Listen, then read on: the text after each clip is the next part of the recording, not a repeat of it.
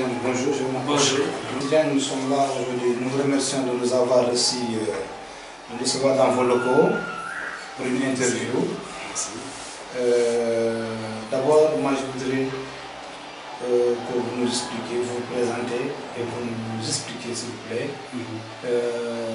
pourquoi le mouvement a été dénommé mouvement dissident. Merci beaucoup et tout le plaisir est pour moi de vous recevoir aujourd'hui dans les locaux du mouvement dissident de l'IRA. Ce mouvement dissident de l'IRA est né donc d'une situation d'une assemblée générale qui a été très difficile et suite en tout cas à mon désir de revoir, de repenser le mouvement IRA et de lui recoller de nouvelles initiatives, de nouvelles stratégies, ce qui n'a pas été compris par mes pairs, j'ai effectivement mis en place le mouvement dissident de l'IRA pour une autre vision, pour une autre manière de gérer les problèmes des citoyens, les problèmes des droits de l'homme dans ce pays-là. Et nous pensons que, pour tous les observateurs avertis, que tous les problèmes des droits de l'homme passent par l'éducation et l'information. Nous devrons comprendre que nous avons affaire à une population dont 66% ne savent ni lire ni écrire, ne comprennent pas, ne savent même pas pourquoi on les défend. Et nous avons intérêt dans un premier temps à ce que nous puissions d'abord accompagner ces populations, les assister et le maximum possible, surtout au niveau de l'éducation et de la formation. Population visée, selon vous, et les situez où? Vous savez, les populations que nous ciblons sont de divers ordres. Vous avez des populations qui sont alphabètes, qui comprennent, qui savent de quoi il s'agit, de ces problèmes du pays. Et ce que j'appelle d'ailleurs la high class, qui comprennent et qui savent qu'aujourd'hui ils sont victimes et ils ont l'intention de faire face à ces problèmes auxquels ils sont confrontés, que ce soit au niveau de l'administration, au niveau de la société parapublique, les privés. Mais ce qui est important, c'est qu'également il y a, parallèlement à ça, il y a une classe moyenne qui effectivement reste confrontée au même type de problème, au même cas de problème. Mais vous savez, surtout des populations qui sont encore sous la domination. Et dans ce pays, il y a encore des poches qui résistent encore à l'esclavage. Et il y a lieu de ne pas se voiler la face, il faut le dire. Ces poches, nous devrons les combattre à tout prix. Et en face de tout cela maintenant, nous avons des difficultés, des réalités qui sont là depuis 1960, un système qui est bien ancré par les forces du non-changement, qui ne veulent pas de changement dans ce pays. Et ce sont des lobbies, ce sont des hommes, ce sont des femmes qui ne dorment pas la nuit et qui font tout pour entraîner et mettre en place des lobbies qui permettront pour qu'il n'y ait aucun changement dans ce pays. Parce que changement de pays suppose un changement d'intérêt, un partage. Et ça, il y en a qui ne sont pas prêts encore aujourd'hui pour ça. L'événement oblige M. Dieng. Le président de la République a été blessé. Qu'est-ce que ça fait pour vous de voir qu'aujourd'hui notre président, le président de la République est blessé à balle? Qu'est-ce que ça fait pour vous?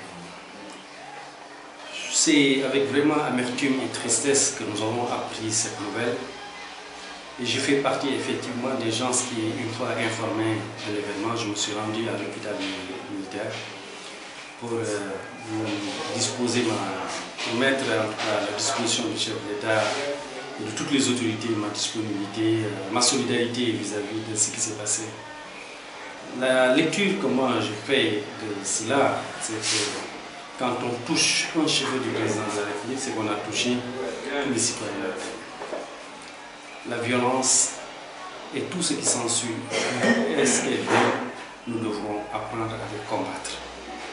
La démocratie, les droits de l'homme, seul compte aujourd'hui, et je pense que vraiment ça doit être notre leitmotiv. Nous devrons essayer de travailler pour ancrer davantage cette démocratie.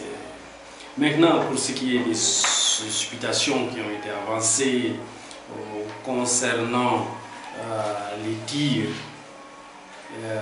seul le chef de l'État, nous pensons, est habilité à nous dire réellement ce qui s'est passé.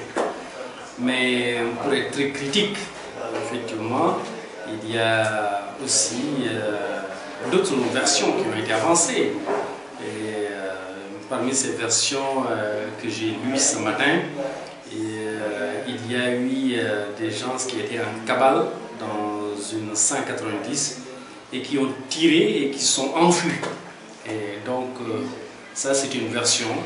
Et nous pensons que le chef de l'État, nous lui souhaitons un prompt rétablissement pour revenir avec force et être parmi les siens. L'esclavage. Il y a encore des poches de résistance. Mais j'ai posé la question de savoir quelle est la population ciblée. Voilà. Est-ce que c'est une population déjà connue? Je veux connaître lesquelles populations, même s'il le faut avec précision ethnique et tout ça, ça m'intéresse.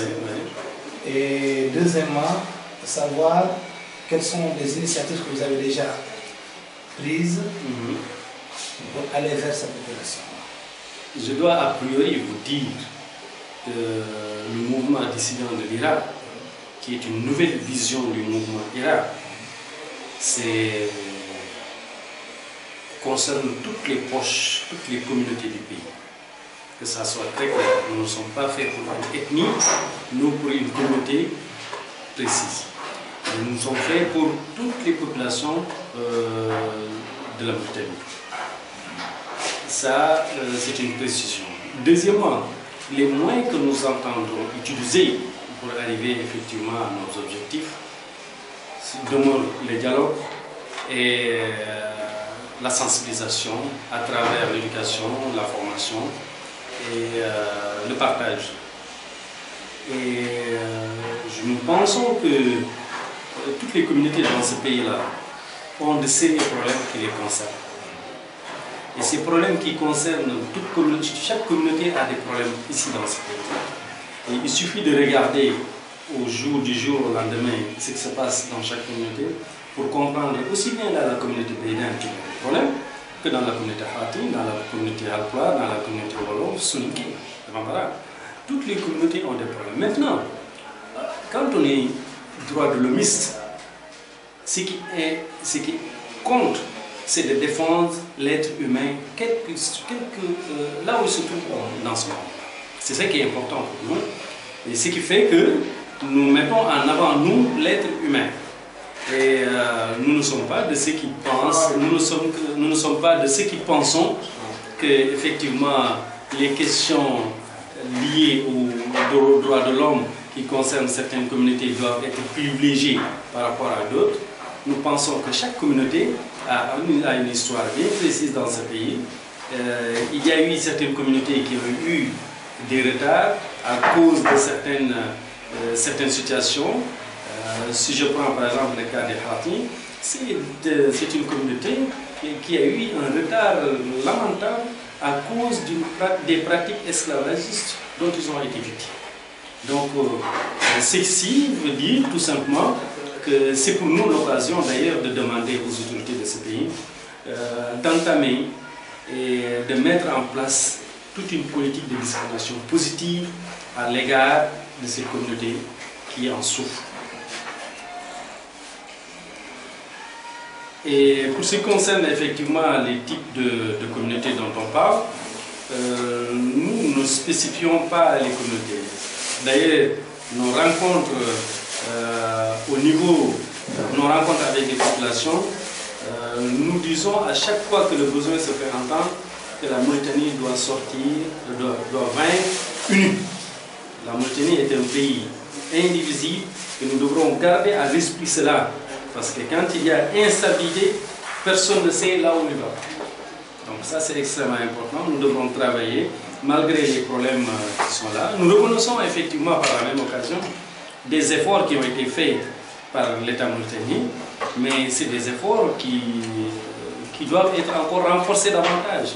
L'organisation de ce panel à Genève récemment prouve la volonté, en tout cas des autorités, d'ouvrir une nouvelle page et d'inscrire une nouvelle page et de faire de telle sorte que les pratiques d'hier ne soient pas les pratiques d'aujourd'hui.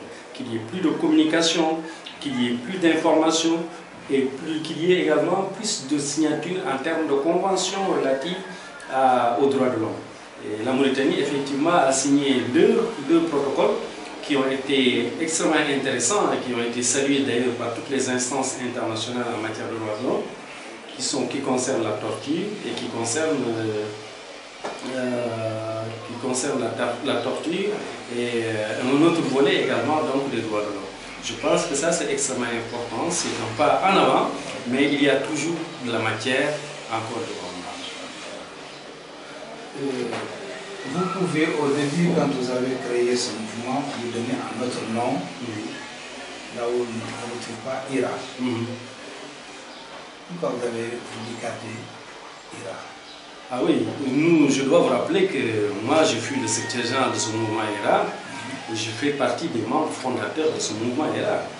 IRA n'est pas la propriété privée de qui que ce soit et c'est l'appartenance, c'est un bien de toutes les populations mauritaniennes. Tout celui qui aspire à des changements est effectivement membre de ce mouvement IRA, que ce soit IRA, l'ex-IRA ou en tout cas le mouvement dissident IRA. Parce que à la sortie de la rencontre que le chef de l'État m'avait accordée, j'avais dit que nous gardions les mêmes objectifs pour lesquels nous avions créé le mouvement. Mais seulement la stratégie va changer et nous allons essayer donc d'ouvrir de nouvelles perspectives qui nous permettront effectivement de mieux faire face aux difficultés, aux objectifs que nous sommes fixés. Donc, le mouvement dissident de l'IRA, nous continuons de le maintenir, nous allons continuer de le maintenir encore. C'est pour montrer toute notre appartenance par rapport à cette vision. Et pour nous, c'est extrêmement important. IRA n'est pas, je le répète, un bien privé de qui que ce soit, mais c'est une vision qui est partagée par tous les hommes épris de paix et de justice qui pensent que ce pays-là se retrouvera dans un changement qui va en tout cas intéresser tous les citoyens mauritaniens. Donc, si j'ai bien compris, vous avez déjà commencé à faire certaines activités. Et parmi ces activités, j'ai eu à lire quelque part que vous avez ici du matériel informatique destiné à sensibiliser la population. Oui, je dois maintenant vous révéler tout le programme d'ailleurs que nous avons, le programme d'activité, qui est extrêmement intéressant pour nous parce que depuis que nous avons mis en place ce mouvement dissident de l'IRA, nous avons mis en place ici à Nouakchott 11 comités de quartier. Et ces 11 comités de quartier, nous travaillons régulièrement avec eux. Nous n'attendons pas que les populations viennent nous voir, mais c'est à nous de nous déplacer vers les populations pour les rencontrer. Pour deux raisons. La première raison, c'est que c'est une population.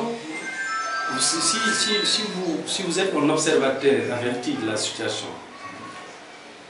le contact entre les populations et les leaders, vous vous rendez compte toujours que les leaders sont beaucoup plus en avance par rapport aux populations. Alors que c'est le contraire qui doit se produire.